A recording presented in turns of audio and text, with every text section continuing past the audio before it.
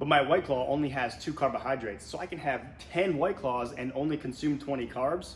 Not quite, okay? In this quick video, I'm gonna break down why your alcohol consumption on the weekends or maybe even during the weeks can be halting your progress in terms of weight loss or looking and generally feeling better. I'm gonna use the White Claw as an example because the seltzer drinks are very popular right now. And from the marketing side, it's very easy for them to advertise low calorie, low carbohydrate, and people think it's okay to just continue to consume them. There's really 2 things you need to pay attention to if there is a nutrition label on the beverage of your choice. And the first thing you want to pay attention to is calories per serving and also the macronutrient breakdown per serving.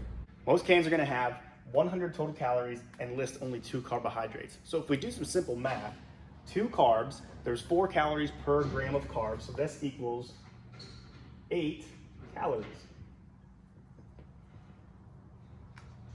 So if this only equals 8 calories, but yet there's 100 calories in the can, where are the other 92 calories coming from? Because at the end of the day, the calories still matter.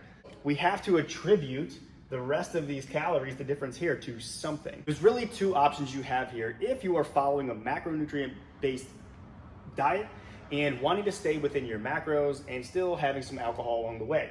So we're gonna take that same 100 calorie White Claw can, and option number 1 is we are going to attribute all 100 calories to carbohydrates.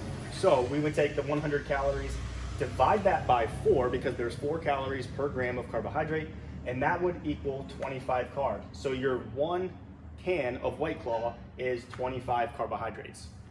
Option 2 gets a little bit more complex, but not too much. But if you want to maybe save some of your carbohydrates and attribute some of these calories to the fats, you can absolutely do that. So what you would do is, because we have 2 macronutrients that we're trying to divvy up these calories to, we need to take the 100 calories divided by 2, so that equals 50 each. And then we're gonna further divide 50 divided by 4, because that is, again, how many calories are per gram of carbohydrates, and that's gonna equal about 12.5 carbs. And then 50 divided by 9, because there's 9 calories per grams of fat, and that is gonna come out to roughly 5.5 grams of fat. So this 1 can of White Claw that equates to 100 calories can either be, if you're following a macro-based approach and trying to fit your macros for the day, 25 total carbs, or if you wanna save some carbs for some other things, you can split it up between 12.5 carbs and 5.5 fat. Okay, one little caveat here is, why are we attributing macros to carbs and fats? Well, here's the thing. All right, we only track in a macro-based diet proteins, carbs, and fats.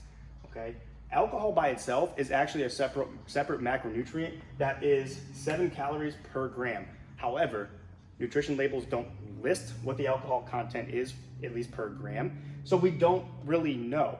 All right, so we have to attribute the total calories in the beverage that we're drinking to the macronutrients that we're following.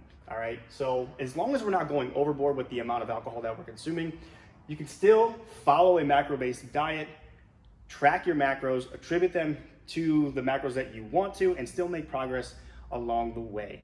If, however, alcohol is a big part of your daily or weekly or weekend routine, and your progress is being halted, then that's probably another area you may need to address outside of just tracking it, because alcohol does halt progress no matter what and doesn't really serve a purpose, at least long term, for overall health.